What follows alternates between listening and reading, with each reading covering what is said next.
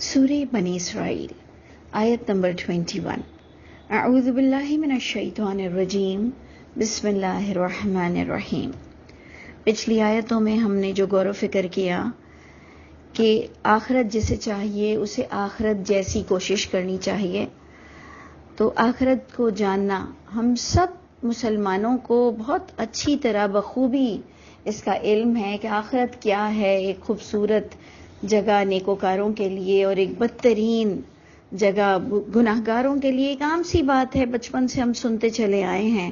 تو یقیناً یہ آیت ہمارے لیے سمجھنے کے لیے بہت ہی ایزی ہے کہ جسے آخرت چاہیے اسے آخرت جیسی کوشش کرنی پڑے گی، کیونکہ وہاں پر غم نام کی چیز ہی نہیں ہے۔ اگر ہم اچھے لوگوں میں بیٹھ جائیں، ایک ایسا اچھا ماحول ہے کہ جیسے دنیا میں تو مکس ہے نا، اچھے بھی ہیں برے بھی ہیں، اور انہی کے ساتھ چلنا آزمائش ہے۔ آخرت تو پھر بس ایک بہت ہی خوبصورت معاشرہ ہوگا نیک لوگوں کے لیے، اور بہت ہی بدترین مقام ہوگا بروں کے لیے۔ تو یہ باتیں جو بتائی جا رہی تھیں، جس پر ہم نے وہ بھی سارٹ آؤٹ کیا کہ اللہ سب کی مدد کرتے ہیں۔ تم جس چیز کی کوشش کرو گے اللہ اسے آسان کر دیں گے۔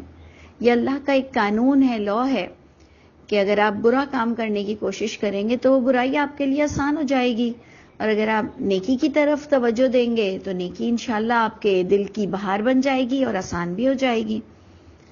یہ باتیں ساری بتاتے ہوئے اب ہم جب 21 آیت پر آتے ہیں کہ انظر کیف فضلنا بعدہم علی بعد، کہ تم نظر تو ڈالو، انظر نظر تو ڈالو، کیف فضلنا کس طرح سے ہم فضیلت دیتے ہیں، بعدہم علی بعد بعض ان کو بعض پر۔ یعنی تم دیکھو تو صحیح کہ دنیا میں کیسے سٹیٹس ہیں اور کس طرح سے اللہ ایک دوسرے کو فوقیت دیتے چلے جاتے ہیں۔ لیکن بڑی بات کیا بتائی گئی کہ آخرت بہت بڑی چیز ہے درجات کے بھی لحاظ سے، اور بہت بڑی چیز ہے فضیلت کے بھی اعتبار سے۔ یعنی اللہ نے دنیا میں بھی اپ اینڈ ڈاؤنز انسان کو رکھا ہے۔ آج اگر میں اپنے آپ کو بہت ہی بہترین حالت میں دیکھتی ہوں، اگر میں آج اپنے آپ کو بہت بہترین حالت میں دیکھتی ہوں تو مجھ سے بہترین درجے لوگوں کے پاس اور موجود ہیں، لیکن میں سمجھتی ہوں کہ میں بہت بہترین حالت میں ہوں تو مجھ سے بھی بہت بڑے لوگ دنیا میں موجود ہیں، اور بڑی شان والی چیزیں ان کے پاس موجود ہیں۔ تو آپ کتنے بھی بڑے ہو جائیں، آپ سے بڑا کوئی اور ہے، اور چاہے وہ کسی بھی کیٹیگری میں آپ اس پر بات کر لیں، تو ہر کوئی کو اللہ نے بعض کو بعض پر فضیلت دی ہے۔ اس لیے جو کچھ آپ کو دیا ہے اس پر ہمیں اللہ کا شکر ادا کرنا چاہیے، اور کوئی پریشانی بھی ہے تو اپنے گناہوں پر نظر ڈالنی چاہیے، لیکن اللہ تعالی ہم سب پر رحم فرمائے اور ہماری برائیوں کو ہم سے دور کرے۔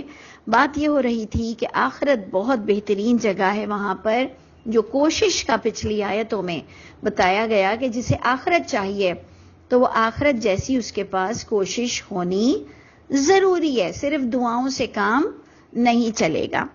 اسی کے ہی ساتھ آپ دیکھیں گے کہ آپ کو کافی پوائنٹس ملیں گے، یعنی کافی آپ کو باتیں بتائی جائیں گی کہ اللہ کی خوشنودی اور جنت کیسے حاصل ہوتی ہے۔ تو کچھ اس طرح سے آیت 22 سے بات شروع ہوتی ہے کہ لا تجعل مع اللہ الہا آخر، نہ تم بناؤ اللہ کے ساتھ دوسری اتھارٹیز۔ ہم معبود کا مطلب لیتے ہیں بتوں کی پوجا یا اللہ کی اولاد، جبکہ معبود کا مطلب ہوتا ہے اتھارٹیز، جن کے پاس اختیارات ہوں۔ تو تم لوگوں کو اختیار کا مالک مت سمجھو، جو مسلمانوں والا شرک ہے، کیونکہ ہم مسلمان لوگ ہیں، ہم مسلمانوں والے شرک کو بھی فوکس کریں۔ صرف بتوں کی پوجا اور اللہ کی اولاد بنانے والوں کو ہم کیوں ہائی لائٹ کریں؟ ہم دیکھیں کہ ہم بھی کتنوں کو اختیارات کا مالک سمجھتے ہیں کہ جی وہ قبر میں آ جائیں گے، وہ حشر میں بچا لیں گے، وہ شفاعت کر دیں گے، وہ بچا لیں گے، وہ دنیا میں بھی کوئی نہ کوئی ایکس وائی زی، ہم اپنے بزرگوں کے نام لیتے ہیں، اپنے انبیاء کرام کے نام لیتے ہیں۔ تو ہم نے بھی کافی اختیارات کے مالک لوگوں کو بنایا ہے جو کہ انبیاء کرام کی تعلیمات کے خلاف ہے۔ اللہ کے نبی نے تو یہاں تک قرآن میں کہہ دیا کہ میں اپنی ذات کے لیے بھی نفع اور نقصان کا اختیار نہیں رکھتا. لا املک لی، اللہ کے نبی نے کہا لا املک لی، یہ قرآن کی آیت ہے، میں اختیار نہیں رکھتا لی، میرے لیے بھی، نہ نفع کا نہ نقصان کا. اور پھر کہا لا املک لکم، نہیں میں اختیار رکھتا تمہارے لیے بھی، نہ میرے لیے نہ تمہارے لیے. اور آپ دیکھتے ہیں کہ ہم مسلمان کس حد تک شرک کرتے ہیں اتھارٹیز کے معاملے میں، الہ کے معاملے میں. اس وقت میں آپ کو الہ سمجھانا چاہ رہی ہوں کہ صرف الہ کا معنی لا الہ الا اللہ ہم پڑھ لیتے ہیں اور ہم سمجھتے ہیں کہ جی یہ تو بتوں کی پوجا کا کہا گیا ہے کہ وہ جہنم میں جائیں گے اور جناب ان کے ساتھ برا ہوگا. جہنم میں تو جب جائیں گے تب جائیں گے نا. ابھی آپ یقین جانیں، قرآن سے اگر آپ غور کریں تو ہمارے شرک کا وبال ہمیں دنیا میں بھی سہنا پڑے گا بخدا. ٹھیک ہے کوئی لوگ نکل جاتے ہوں گے، اللہ نے ان کے لیے اگر دنیا میں آزمائش نہیں رکھا، وہ شرک کر کے بھی ہو سکتا ہے نکل جاتے ہوں، لیکن ہم نے تو ایک آل اوور نظر ڈالنی ہے اور اپنی دنیا بھی ہمیں اچھی چاہیے، آخرت بھی اچھی چاہیے. تو یقین جانیں، قرآن کو اسٹڈی کریں، آپ کو ملے گا کہ دنیا بھی بدترین جگہ بن جاتی ہے شرک کرنے والوں کے لیے، کیونکہ اللہ انہیں بخشنا چاہتے ہیں لعلہم یرجعون، تاکہ وہ شرک کرنے والے لوگ شرک سے باز آ جائیں. تو اللہ تعالیٰ انہیں ڈھیل دیتے ہیں، انہیں تکلیف دیتے ہیں، انہیں پریشانی ملتی ہے، اللہ کی خوشی سے نہیں، ہمارے کرتوتوں کی وجہ سے. شاید ہم لوٹ آئیں، شاید ہم توحید کو سمجھ لیں. تو اس لیے ہم مسلمانوں کو اپنی اصلاح بہت ضروری ہے، بہت زیادہ ضروری ہے. تو غور کیجئے گا کہ اللہ نے فرمایا لا تجعل مع اللہ الہا آخر، مت بناؤ اللہ کے ساتھ دوسری اتھارٹیز، دوسرے اختیارات. فتقعد مذموما مخذولا، بس تم بیٹھے رہ جاؤ گے ملامت زدہ، بے یار و مددگار. اب دیکھیں یہاں پر نہیں لکھا کہ صرف آخرت میں، دنیا میں بھی آخرت میں بھی تم ذلیل و خوار ہو جاؤ گے. مت بناؤ کسی اور کو اتھارٹی، مت دو. کوئی قبر میں نہیں آ سکتا، کوئی حشر میں نہیں آ سکتا. اس دن صرف اللہ کا سکہ چلے گا کہ یوم لا تملک نفس لنفس شیئا، یوم لا تملک نفس لنفس شیئا، کوئی نفس کسی نفس کے لیے کوئی اتھارٹی نہیں رکھے گی. والامر یومئذ للہ، اور اس دن تمام کے تمام معاملات امر اللہ کے ہاتھ میں ہوں گے. تو اللہ تعالی ہم سب کو ہر طرح کے شرک سے محفوظ رکھے. اسی کے ہی ساتھ ہم آگے تھوڑا سا اور دیکھتے ہیں کہ وَقَضَىٰ رَبُّكَ، فیصلہ کر دیا تیرے رب نے.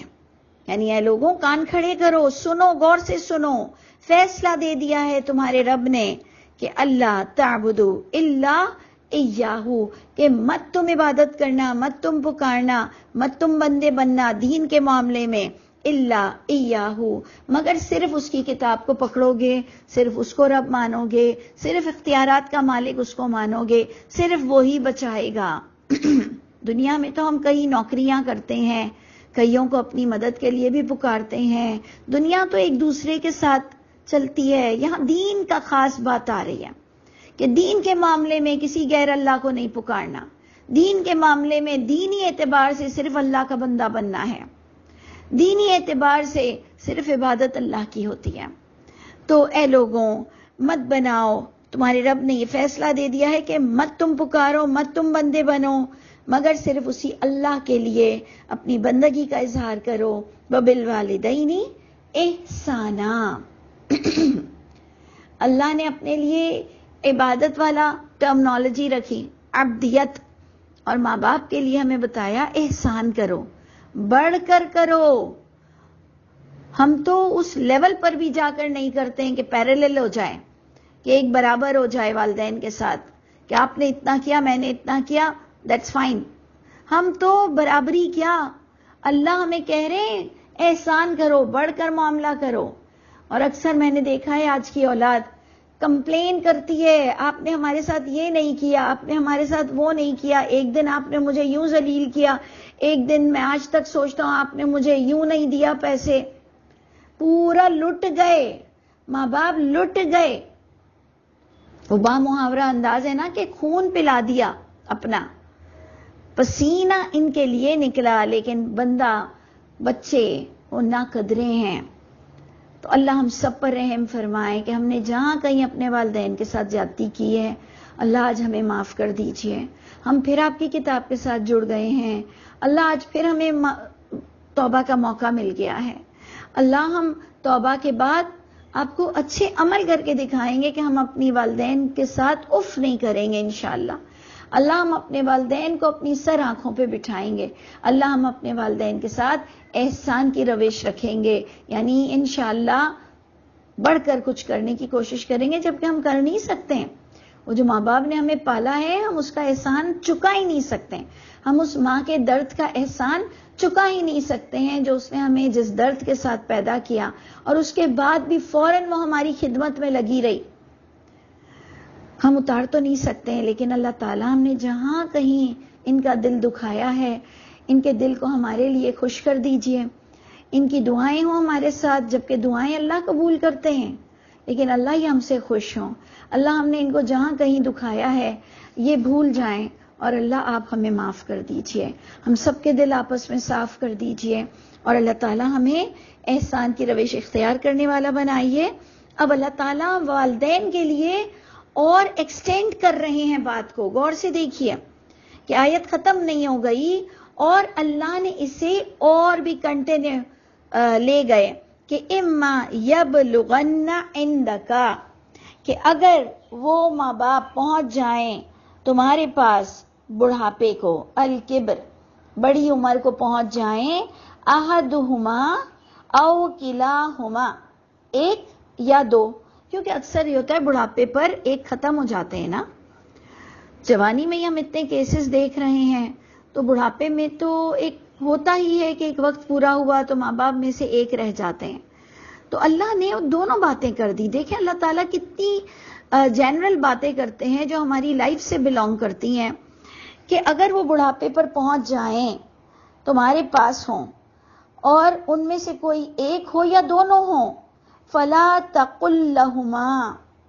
پہلے میں کہتی تھی کہ پریکٹیکل نہیں ہے یہ پوائنٹ، استغفر اللہ، لیکن قرآن کہہ رہا ہے تو پریکٹیکل ہوگی، اور ہم اس سے ریزسٹ کر سکتے ہوں گے، ہم اسے برداشت کر سکتے ہوں گے. یعنی یہ کام ہو سکتا ہوگا کہ جب وہ بڑھاپے پر پہنچ جائیں تو مت کہنا ان دونوں کے لیے اف، جبکہ جب وہ بڑھاپے پر پہنچ جائیں تو یقیناً ہم بھی 45 50 55 کے تو ہو ہی جاتے ہیں.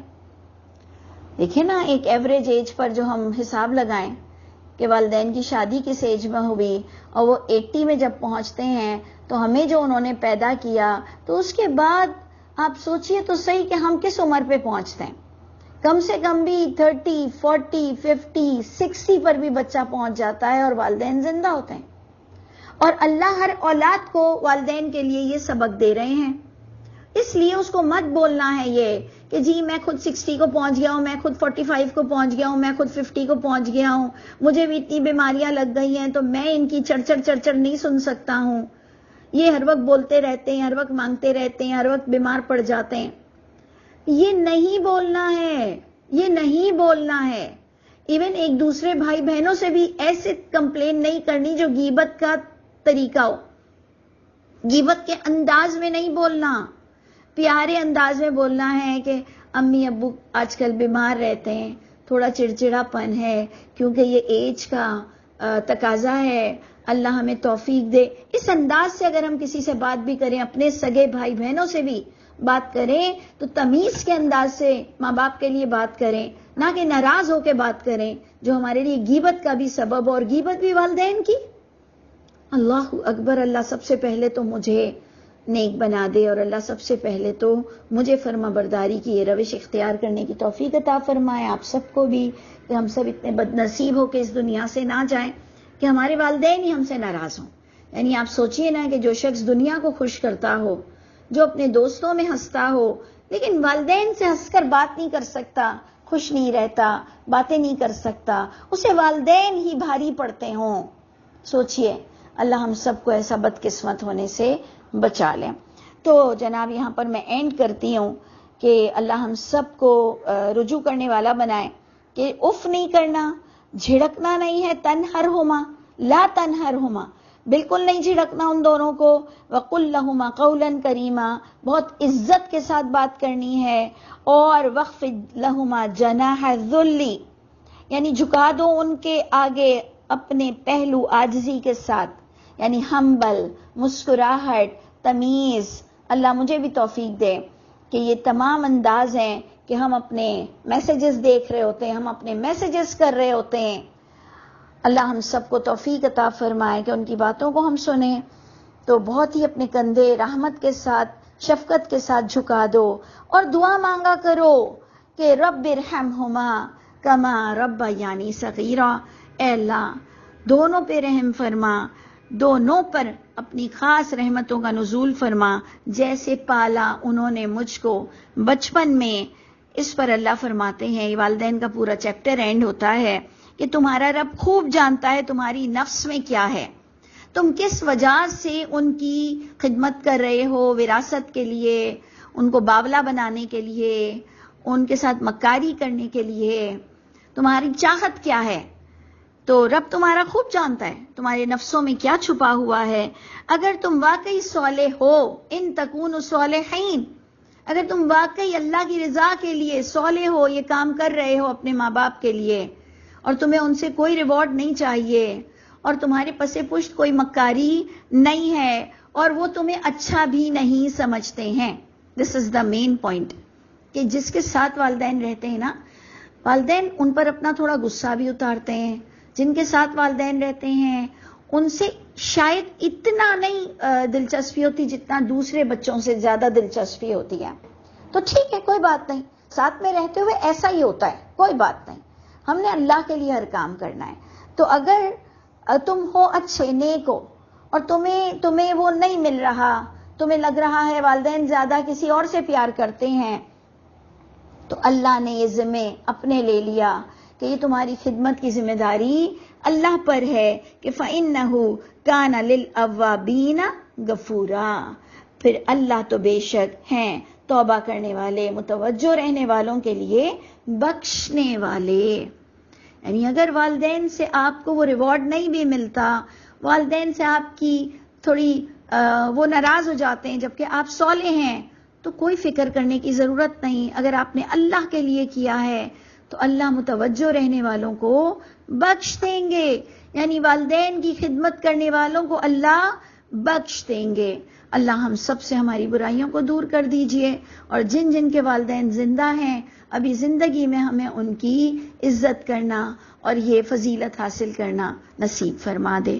السلام علیکم ورحمۃ اللہ وبرکاتہ.